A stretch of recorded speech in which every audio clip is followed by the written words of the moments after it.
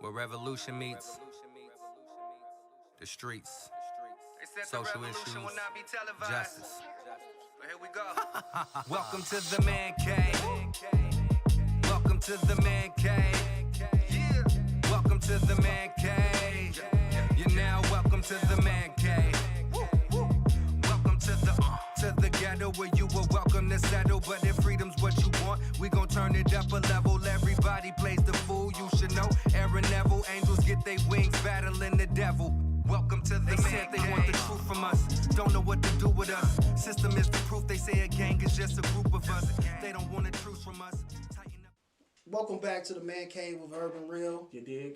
We touched on a lot of topics, but one topic that has us all perplexed, mind blown.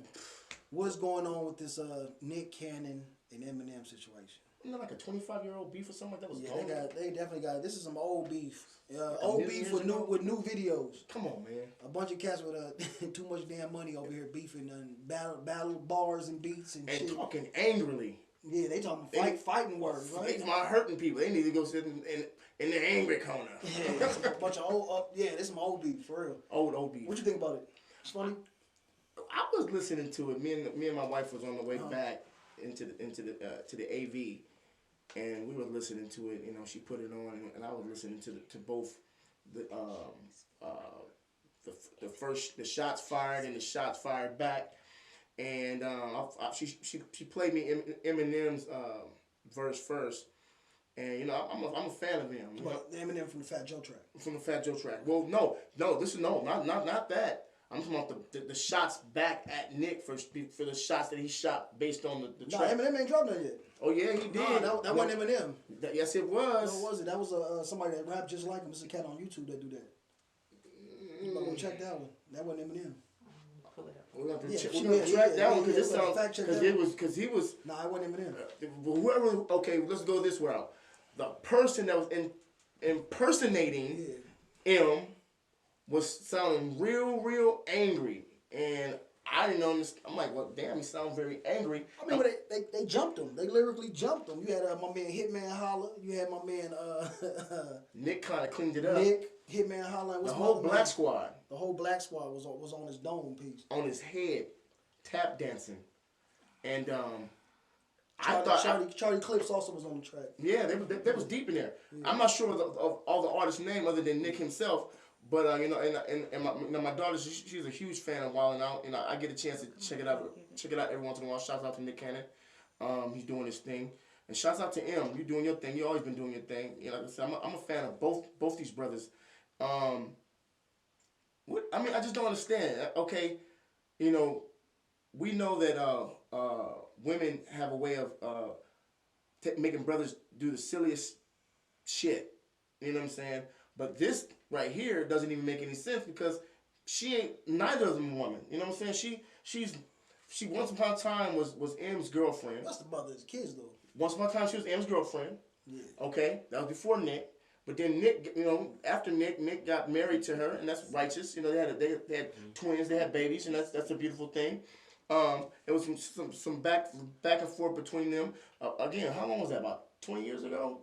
A million years ago? Maybe 10 plus. You know what I'm saying? Like, it's crazy. I'm exaggerating because it's that ridiculous to me. Yeah. You know, but what I think M should do, and this is me being an adult man, an alpha male in this game, you know, look, move on. Move on. You know what I'm saying? You don't need to say nothing about these people. I mean, they're not saying nothing about you. I mean, y'all on polar opposites of the world. You know what I'm saying? And there's no need to to bring these two camps back into the same environment because they just don't mix anyway. The two camps?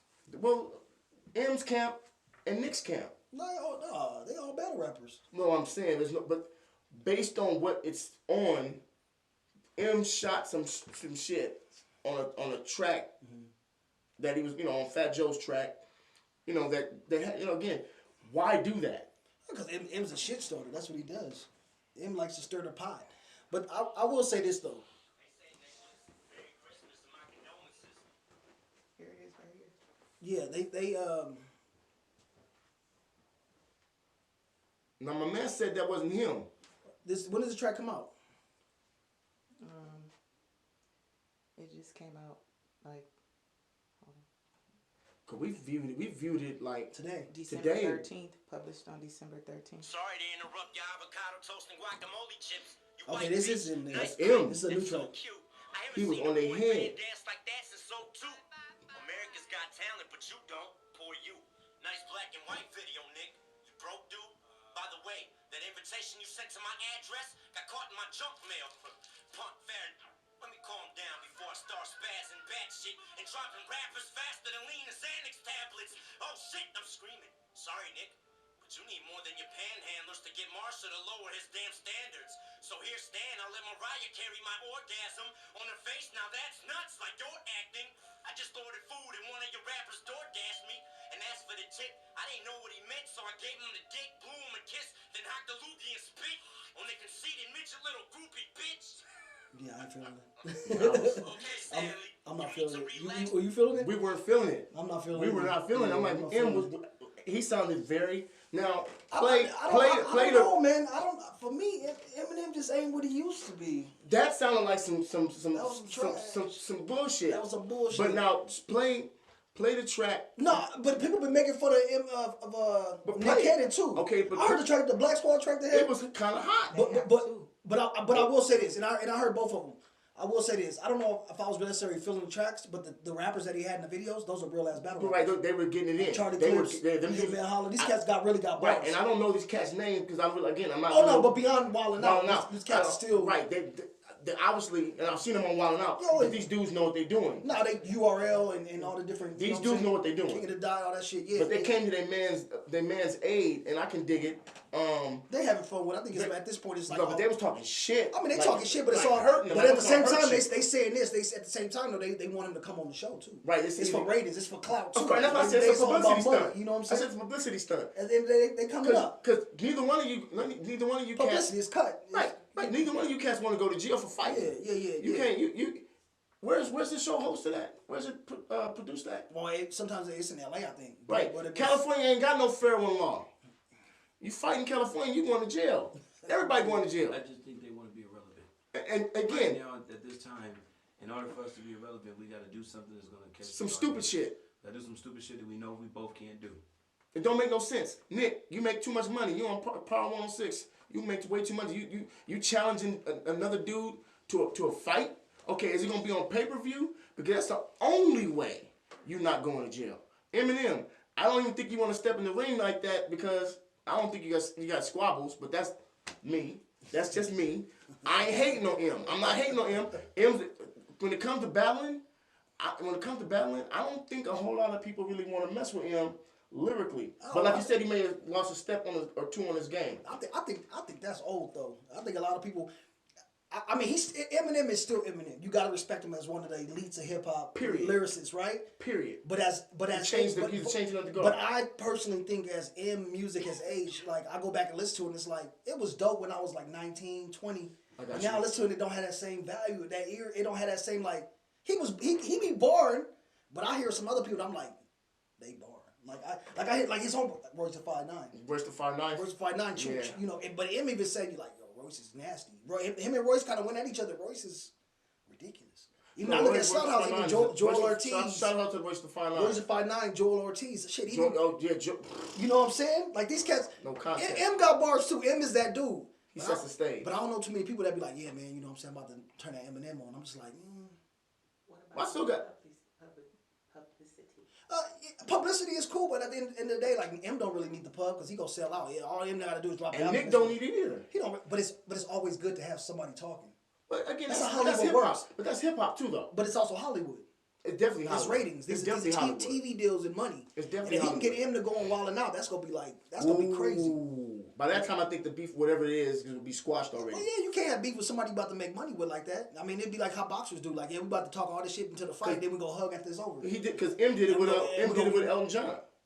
I mean, but Remember? that was shock rap. It was a shock. It was shock and awe. You know? Yeah, he do it with Elton John because he say all that stuff about gay folks. Yeah, but I'm saying, and then he do a perform with them and shit like that. Right. Yeah, we know he really don't probably dislike him personally, but it sells records. Like, again, has done but a lot by the time they got to that point, they'll be able to do that on stage performance. The beef was, because what is beef? Y'all don't. I don't even know if it was beef or it was more the media hype. Right. You know what I'm saying? You might have caught that man right away. Right. That happened. I hate that. You know, it's not real no problem. I'm just talking shit. I'm just talking shit.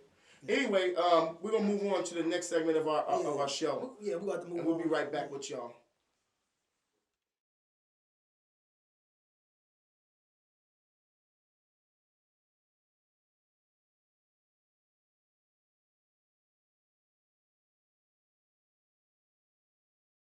Right now, me and Real, we walking the Boulevard. Checking it out.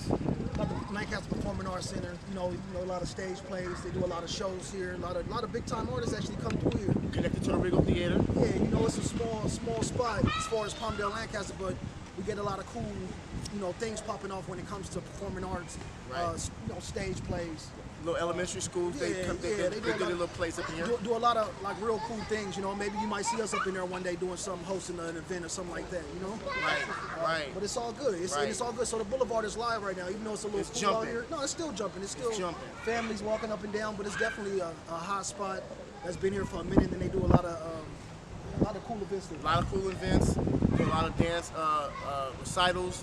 A lot of shows, a lot of children's shows, a lot of ballet, a lot of tap dancing, and so on. Yeah, so it's cool. Yeah, it's cool out it's here. all family. It's familiar. It's all family oriented, very close related. You're not gonna come out and have a problem out of here. This is a place to be right now. Yeah. It's enjoyable. It's festive right now. Got the lights, the Christmas lights. The cool air, the chill air. It's got everybody really feeling the Christmassy spirit. And we're just happy to be out here hanging out. You know what I'm saying? You feeling the spirit? Oh man, always. This is my time of the year, bro. I heard You know that. what I'm saying? All right. I love it. I love it. Word. Yes, sir. Yeah. So hey, Stay with us. So keep rocking with us. Stay with us. Well. Welcome back to the Man Cave with Verb and Reels. We still here, y'all. This particular part of the show is our last segment. We're going to be looking at representation and what that looks like from a place of diversity, and another talking point of selling out versus buying in. Okay. First of all, you might explain representation. Okay.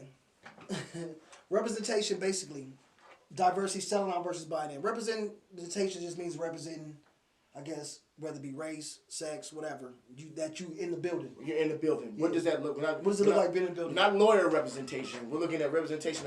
Are you being repped in your environment? What do you think about that? We talk about this a lot offline, but what do you think about it? About representation? Does it matter? Or I think it matters much because again, I go into any bank, and this is something that we talked about. We go into any bank, any banking institution, and we look for people who look like us. Just not even looking for people who look like us, but noticing that there is no one in there that looks like us. There's a big Wells Fargo.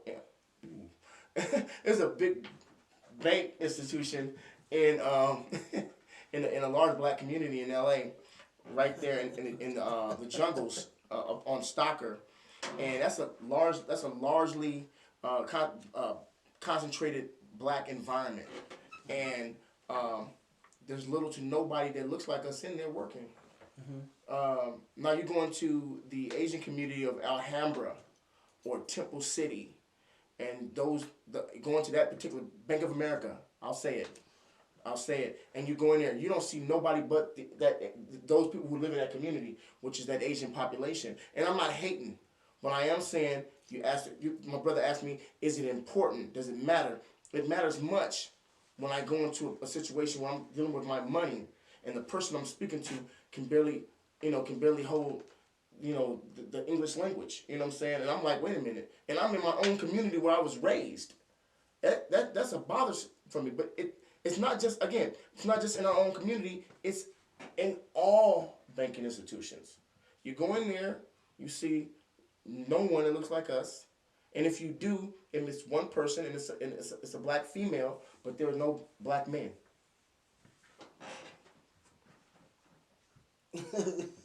That's a problem. Yeah, I think diversity is important in whatever arena, whether it be banking, whether it be you go to a doctor, whether you go to anywhere. You want to see somebody that you can relate to. Right. For sure.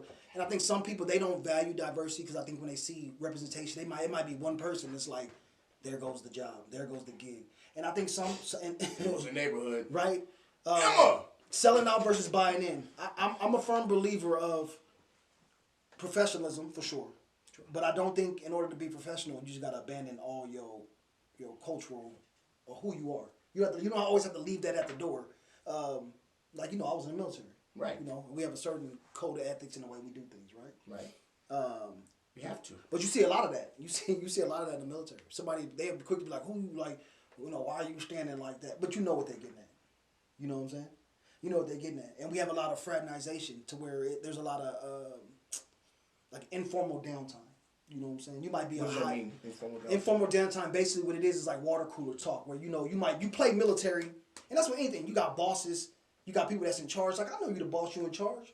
But like, if I'm in charge and I'm the big boss, and I'm seeing other people who may be coming in, young people that might be coming into the organization, it might be that time where I better like loosen up my collar a little bit and give them some real talk. Right. I might be the CEO of a company, but I'll be like, I can come down to them cubicles and be like, hey, how y'all doing? What's up? Right. I talk to you in a different Down to earth. cultural lingo. Approachable. And that's what it means with selling out versus buying in. At the same time, I'm gonna tell you what I expect out of you because you representing for the folks, like, so that when the next people coming in, they not at odds because somebody saying, well, look, we hired 2 people and they did bad, and this is exactly why these diversity hires are no good. So I think you represent, you come in there with a lot of baggage sometimes because you do got to live up to certain standards. Sometimes you got to live up to a standard that's higher than what they set for other people at the company. You got to work just as hard. Bias. You got to make sure that you exactly on time, and you looking at everybody else like, well, They're everybody else was late. Walking in here at their leisure. Right, but everybody else might not be somebody's cousin. Right. They might not. They parents might not be connected to this bank, or this institution, and they got history with them. So I think representation is definitely important. I think when you see people doing things that look like you from your community that you can relate to, it makes you inspire and want to do those things. And that's why I think it's important that once you do become successful, once you do get those credentials, you should make it your duty to come back and speak to the kids. You know what I'm saying? If you got the money, start a scholarship fund, figure out ways to give back so that way you can help the next person, put a hand out so you can pull somebody else up. You know what I'm saying? Indeed. And it's not saying you don't help everybody. I got love for everybody. But Right. at the same time, you know where certain programs is lacking. Like, if you feel like, hey, I'm about to go volunteer and do some hours at my old high school because I'm an expert at XYZ and I'm going to develop a program for these kids, give back. You know what I'm saying? Go do it and make it happen. Right. So that's my take on it. I think it's very important. Representation is definitely important, and diversity, I think, speaks to that whole concept of representation. Yeah. Yeah, and you want to have, and I'm not saying that just because it's the black community, it should be an all black employed staff. That's not what I'm saying, but there should be, an accountable number. You want folks to have a chance. You said Right. if you can't get a chance, if you can't have a chance right down the block from your house and where you have a Right. chance. What do you Wait a minute, how you hiring everybody? Yeah. But this go back to what we talking about when it comes to business. You talking about these chances for minority business ownership. We talked Right. about We that. talked about that earlier. You know what I'm saying? And if it's always based on this idea of old money, like you can never get ahead. My money's not connected to somebody who's older than who's been in the game or in the city living for a minute. Yeah. Because there's gonna be some people that out there. I think honestly we both can attest to this that they not gonna want to see you win for whatever reason. You know what I'm saying? I think you said it best a while ago, and I've been taking this and standing on it. It's hard to have a conversation with somebody whose sole purpose is to misunderstand you. Right. You can't. You can't have a conversation with someone like that. You can't build with someone like that. You can't interview with someone like that because they're already saying no when you walk in the door. Yeah. They saw your name. Your mind was already made up. On the list, and they said, "Okay, we're gonna run instead of a line under it, we're gonna run a line through it." Right. This person's off. This person is not gonna be hired. This person is not gonna be given this loan. Which is why you have countries like some countries. I believe Germany's like that. You have blind hiring, so they don't even have the person's name on the application. They just have their credentials and what they can do. Smart. You know what I'm saying? Because the people. Because that's what you need to. You need to. Well, judge on your because merit. I mean, there's explicit Your bias, there's ability. implicit bias. Implicit bias and explicit bias. You like you see a name, you say, oh well, just by the name, you like I can make up who coming in. It's like, but they already showed that. It was a study, I think HuffPost, the outlet, Huffington Post, they did a study with the sisters, and I think it was like Kamaya or something like that. And what they did was they sent a resume out one way with that name, and then they changed it to like Samantha McLaughlin or something like that. Something. And I think that her hits went up like 200%. Don't quote me on that number, but I'll definitely post a link to that story. But it goes to show you that like it was the same credentials, same everything, same college she graduated from. But the fact that she changed her name on that resume, right? It made her chances increased. Oh, by it shut up. Even like the 10, algorithm that came, 100. even the algorithm that the computer was using for the hits even picked up. It was a higher pickup on everything. So that means even down to the way they program these algorithms when it comes to social media, when it comes to like Shaniqua ain't getting it. Yeah,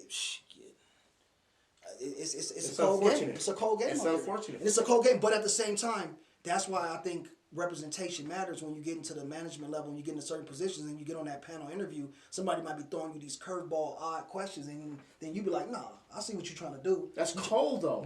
But people are like that because they might have a slot that they want their nephew to slot. Indeed, you know what I'm saying? What's the merit versus Well, meritocracy a lot of times is bullshit. Sometimes. Right, but I'm saying, what is it with nepotism? Yeah, it's a lot of nepotism. That's just the way.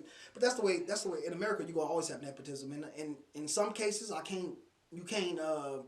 you get upset by it, but you can't fault some people. They say, "Oh, we don't," because we do it too. Like, "Hey, D, I think I can get you in." Like, you know what I'm saying? Ain't nothing wrong with having a hookup. But at the same time, if you know this person, if you're using your hookup to just stop everybody else, I get mad when the hookup ain't shit. When you look at somebody and you look at them and like, this dude don't know nothing. Nothing. You talking about banking? This dude can't even put one and two. He can't even crunch numbers, and he over here working, and now he the manager.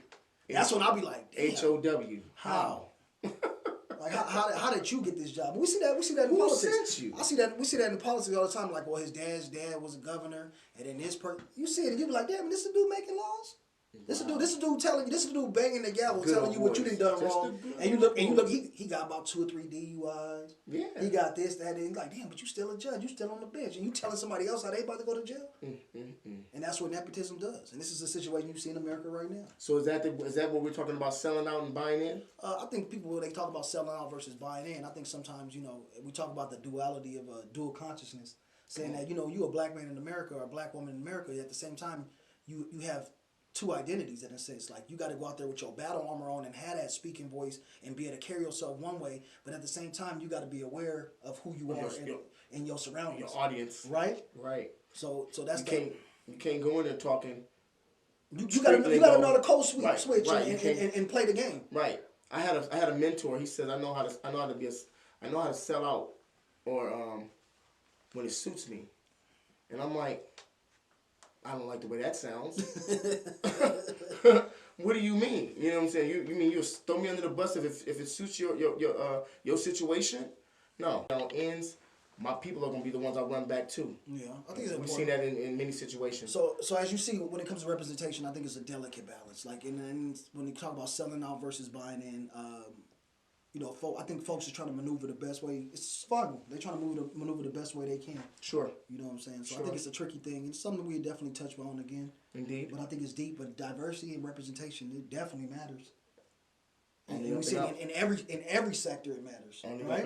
In politics, in the police department, you try to do what you can, but if you don't have people there that's willing to press the issue and try to flip some of these systems on their head, you just will have more of the same. You know what I'm saying? So all right.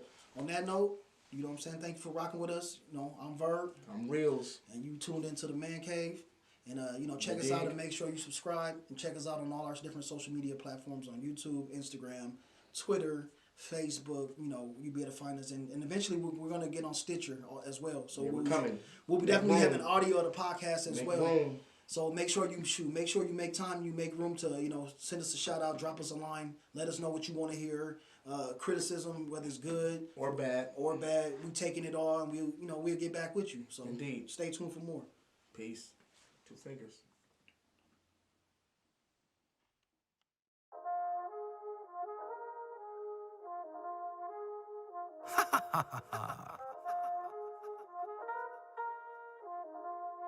Where revolution meets the streets, social issues, justice. But here we go. Welcome to the man cave. Welcome to the man cave. Yeah. Welcome to the man cave. You're now welcome to the man cave. Welcome to the ghetto where you were welcome to settle. But if freedom's what you want, we gon' turn it up a level. Everybody plays the fool, you should know. Aaron Neville, angels get their wings battling the devil. Welcome to the man cave. They want the truth from us, don't know what to do with us. System is the proof, they say a gang is just a group of us. They don't want a truce from us, tighten up the noose on us. I'm trying to bring them light, but they uptight, need to loosen up. Lose the cuss, Mr. Overseer, see the truth is us. Either put the